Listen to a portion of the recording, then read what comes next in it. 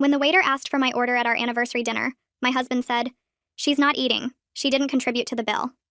"I'll have water," I said to the confused waiter while my husband Paul handed back my menu to him without letting me look at it.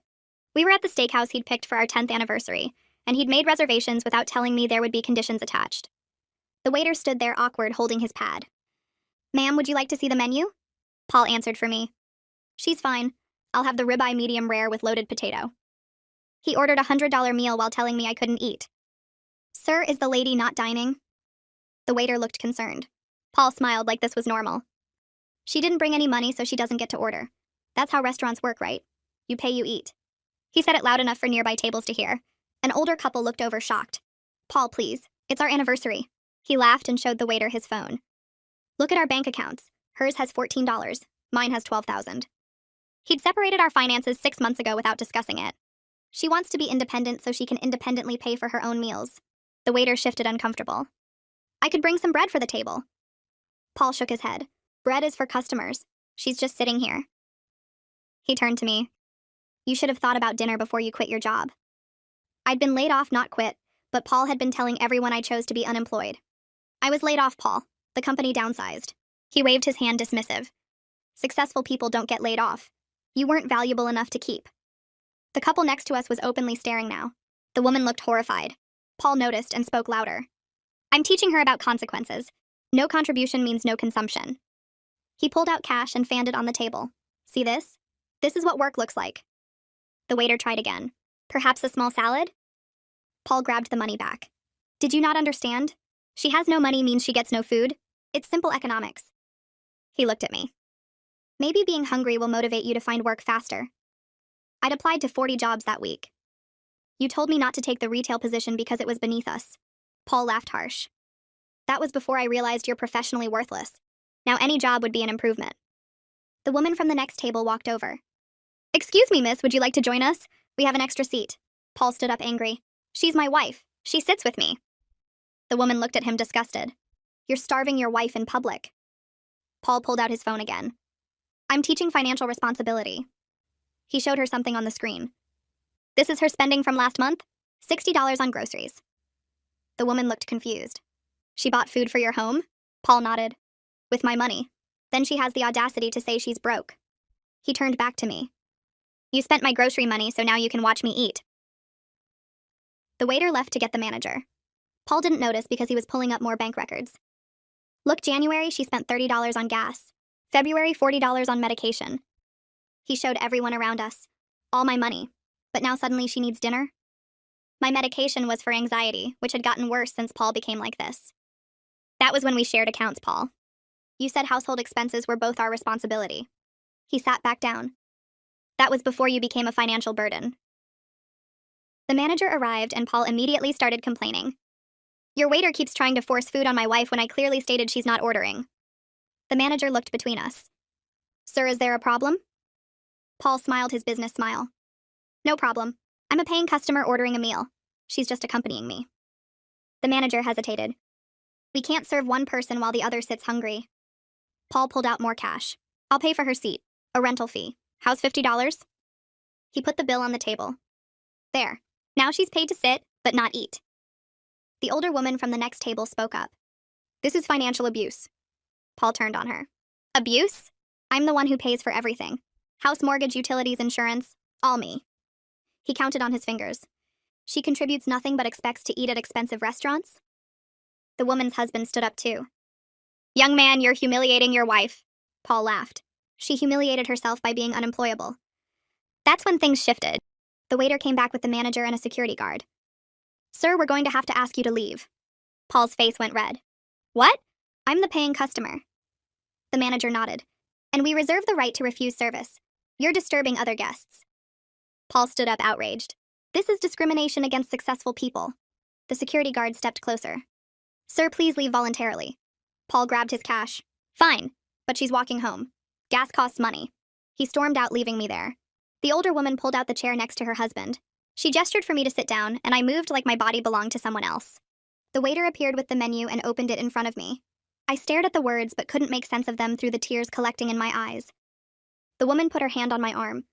Her husband introduced them both as Matt and Natasha. I managed to say my name, but my voice cracked halfway through.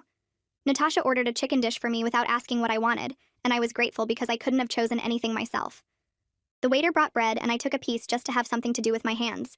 Matt asked if I needed them to call someone, and I shook my head because there was nobody to call. My parents lived 3 states away, and Paul had slowly cut me off from most of my friends over the past few years. The food arrived, and Natasha watched me take the first bite before she started eating her own meal.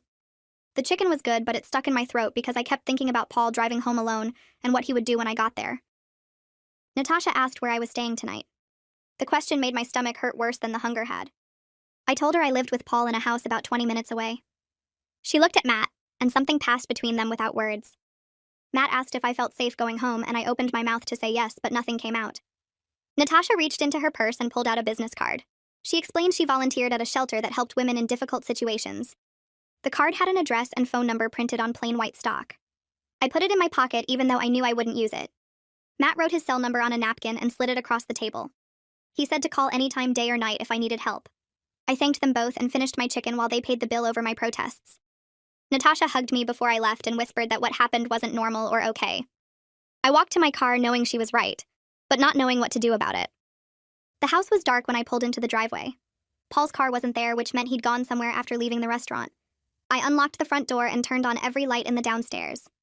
The silence felt heavy, like the house was holding its breath.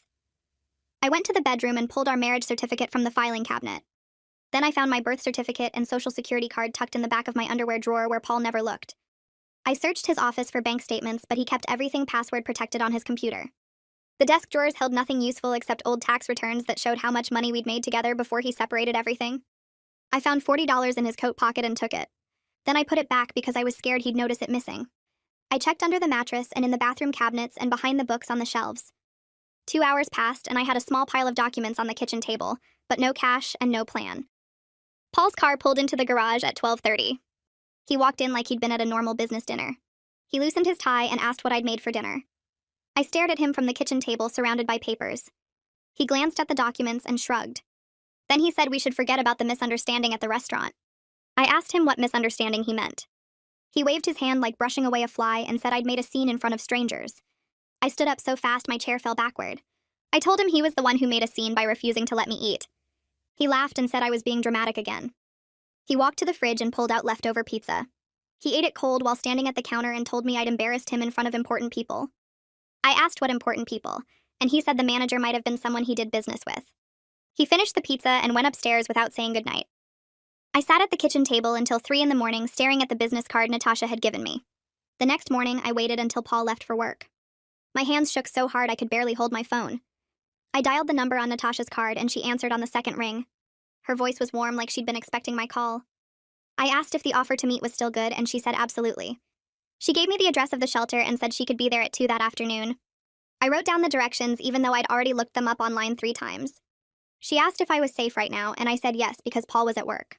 She told me to bring any important documents I had and I looked at the pile still sitting on the kitchen table.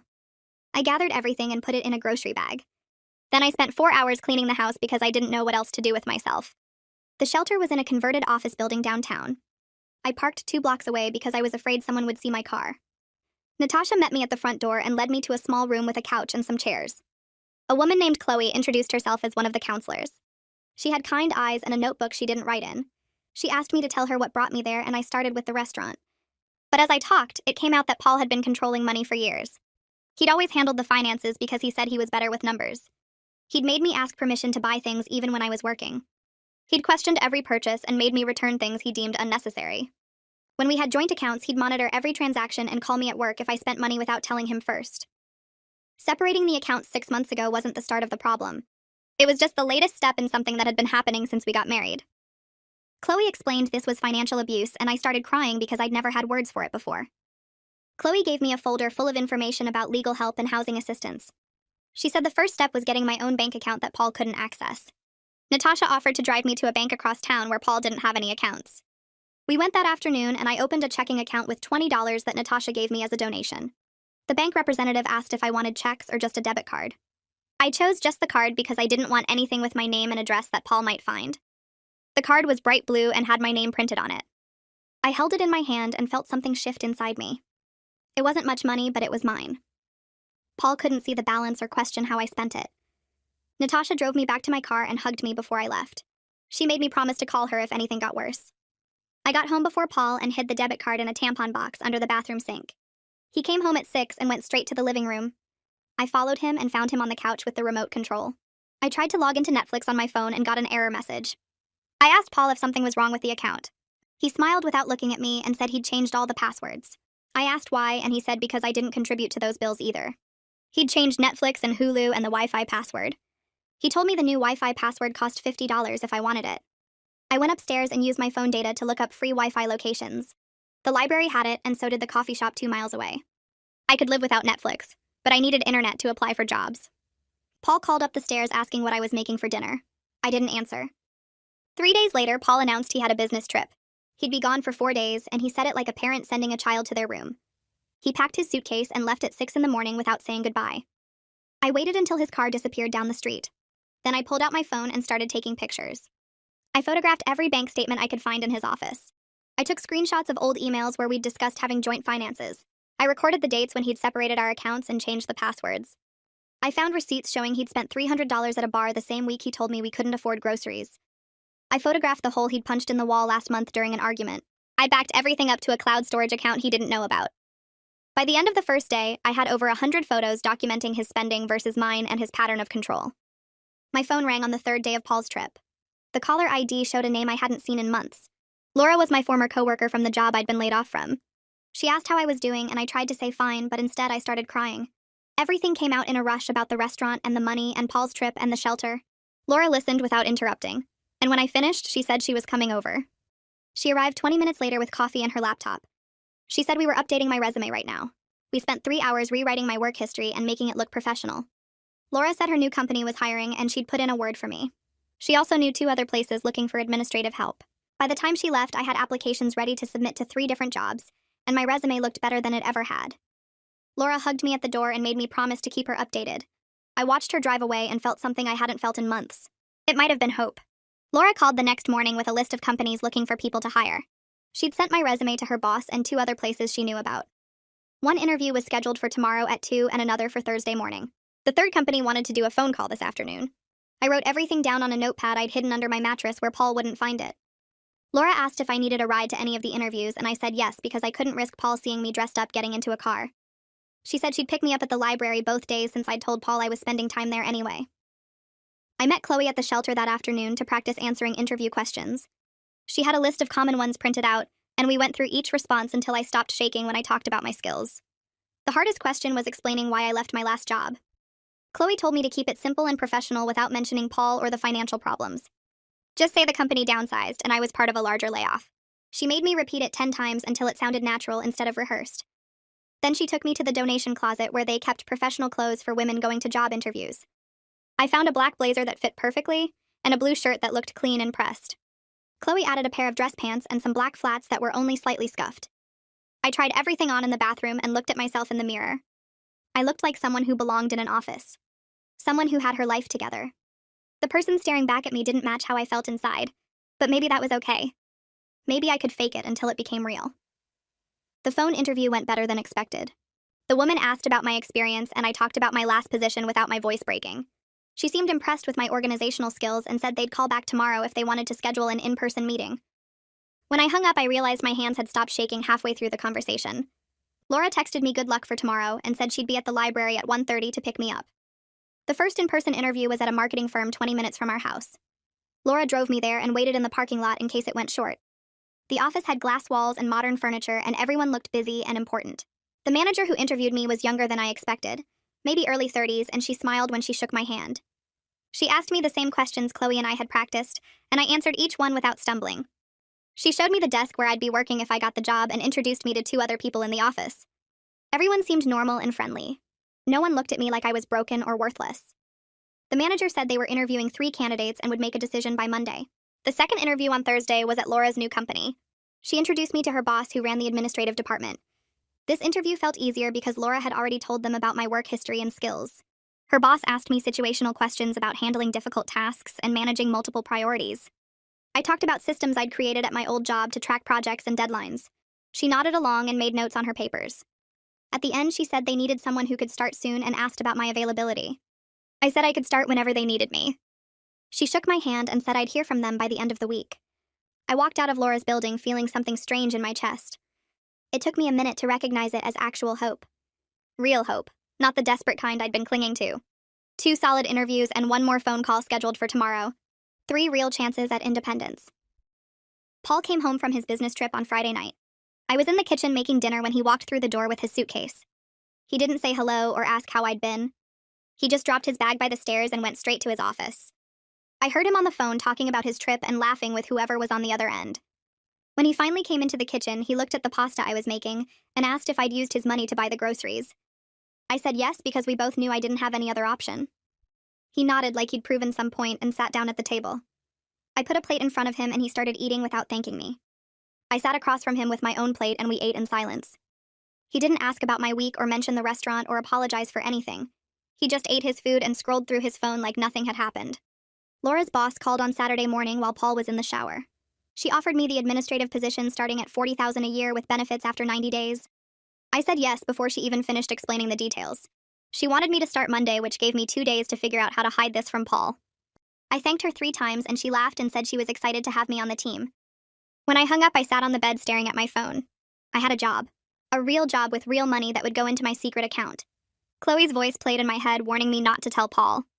He'd find a way to ruin it or force me to quit or call my new boss and sabotage everything. I had to keep this secret until I had enough money saved to leave safely. Paul came out of the bathroom and asked why I looked weird. I said I was fine, and he shrugged and went back to his phone. The rest of the weekend passed in the usual silence. Paul watched television and worked on his laptop. I cleaned the house and made meals and pretended everything was normal. But something had shifted inside me. I had a plan now. I had money coming in that he couldn't control. Every day at this job would be 1 day closer to freedom. Paul noticed the change in me almost immediately. I hadn't realized I was acting different, but apparently I was. He started watching me more carefully, asking questions about where I'd been and what I'd done during his trip. I stuck to the story about spending time at the library, and he seemed to accept it. But on Wednesday night, I was in the shower when I heard our bedroom door open and close. I rushed through washing my hair, and when I got out, Paul was sitting on the bed holding my phone. My stomach dropped. He looked up at me and asked what I was hiding. I said nothing and reached for the phone, but he pulled it back.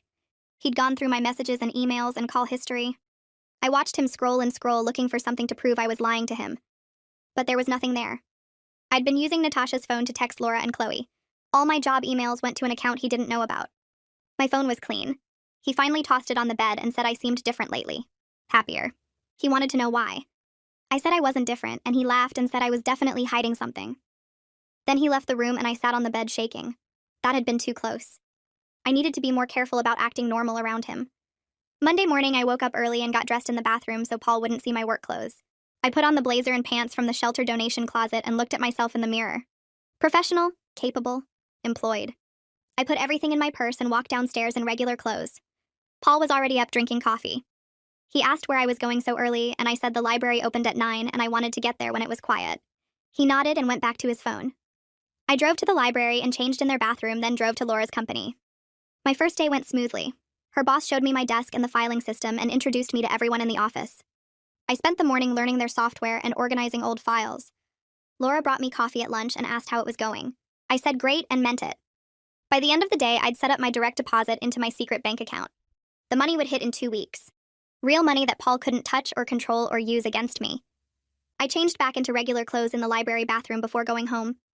Paul was already there making dinner, which was unusual. He asked about my day at the library, and I said it was fine. Quiet. I'd read some books and used their computers. He seemed satisfied with that answer. This became my routine. Wake up early, change at the library, work all day, change back before going home. Paul never questioned it. He seemed pleased that I was doing something productive with my time, even if it was just volunteering. 2 weeks passed without incident. I got my first paycheck deposited and watched my secret account grow. $400 after taxes. It wasn't much, but it was mine. I could feel the chains loosening just slightly. Then Paul found my pay stub. I'd been so careful about everything else, but I'd left it in my coat pocket after checking it during lunch. He was home early on a Thursday, and I heard him yelling before I even got through the door. He was standing in the living room holding the paper, and his face was red. He demanded to know what this was, and I tried to take it from him, but he held it over his head. He'd found out I was working, making money, lying to him for 2 weeks. I said I was going to tell him, and he laughed harsh and mean. He read the pay stub out loud, including my salary and the name of the company. Then he pulled out his phone and said he was calling my boss right now. He was going to tell them I was mentally unstable and shouldn't be employed, that I'd lied on my application, that I was stealing from the company. I watched him dial and something inside me broke. Not in the sad way, in the way that made me finally stand up straight and look him in the eye. I told him to put the phone down. He looked surprised and kept dialing. I said it again louder. I was keeping the job. He could call whoever he wanted, but I wasn't quitting. His face went from red to purple and he stepped toward me fast. His fist went past my head and punched the wall so hard it left a hole in the drywall. He said I'd regret defying him and stormed out of the house. I stood there staring at the hole next to where my head had been and my whole body started shaking. That could have been my face. That should have been my face. He'd missed on purpose this time, but next time he might not. I packed my bags that night while Paul slept and left before sunrise. Natasha answered her phone on the first ring even though it was barely 6 in the morning. She gave me her address and told me to come straight over. Matt made coffee while I sat at their kitchen table shaking and crying and trying to explain what happened with the pay stub. Natasha called Michelle Bright, the attorney, and got me an appointment for that same afternoon. Michelle's office was small but professional, and she listened to everything without interrupting. She explained what legal separation meant and how we could get a restraining order based on the hole Paul punched in the wall. I showed her the photos I'd taken and she nodded and said we had a strong case. The paperwork took 2 hours to fill out, and Michelle said she'd file it first thing Monday morning. Paul would be served at his office, which she said was important because it would create a public record. I stayed with Natasha and Matt for 3 weeks while the legal process moved forward. Paul sent hundreds of texts alternating between apologies and threats. Michelle told me not to respond to any of them and to save everything as evidence. The restraining order came through and Paul violated it twice by showing up at Natasha's house.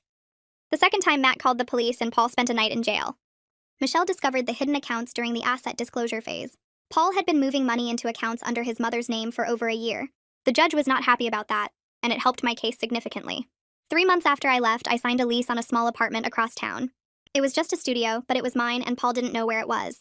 My job had given me a raise after my probation period ended, and I could afford the rent plus groceries and utilities. I started seeing a therapist every Tuesday evening, and my new health insurance covered most of the cost. Paul's lawyer kept pushing for reconciliation meetings, but Michelle shut them down every time. 6 months after that anniversary dinner, I sat in Michelle's office signing the final divorce papers.